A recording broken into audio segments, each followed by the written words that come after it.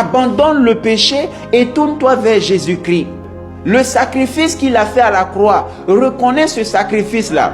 Reconnais que son sang qui a coulé à la croix, c'était pour laver tes péchés. C'était pour te purifier de tes péchés. Et accepte ce don gratuit de Dieu pour que tu aies la vie éternelle.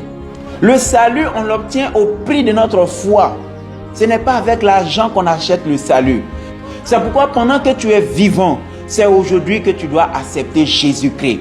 Tu dois ouvrir ton cœur à ce merveilleux cadeau. Tu dois ouvrir ton cœur à ce beau cadeau. Bien-aimé, s'il te plaît, n'endurcis pas ton cœur. Tu ne sais pas quand tout va s'arrêter. Le souffle de l'homme ne tient qu'à un fil.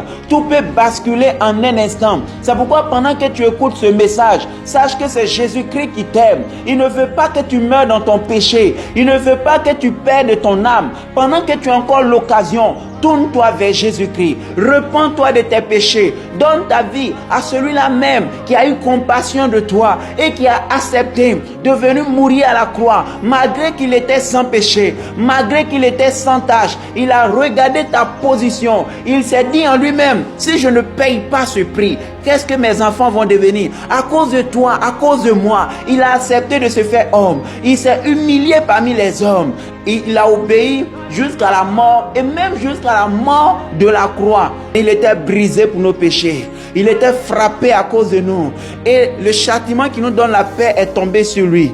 La Bible dit que nous étions comme des brebis égarées. Chacun suivait sa propre voie. Mais l'Éternel a fait retomber sur lui l'iniquité de nous tous. C'est pour nos péchés qu'il a souffert. C'est pour nos péchés qu'il a été brisé, qu'il a été humilié, qu'il a été flagellé. Pendant qu'on le crucifiait, pendant qu'on l'humiliait, il pensait à ton salut, il pensait à mon salut. Parce que Jésus savait que s'il ne faisait pas cela, c'est l'enfer qui nous attendait. Et il n'a pas voulu que nous partions à la perdition. Il n'a pas voulu que nous partions à l'enfer. Il a voulu que nous soyons sauvés, que nous ayons la vie éternelle. Alors je vais parler à un enfant de Dieu. Ce sacrifice est le plus grand sacrifice et l'unique qui sauve. Bien-aimé, il y a un jugement terrible pour ceux qui refusent ce sacrifice. Parce que le prix qui a été payé n'a pas été facile à payer.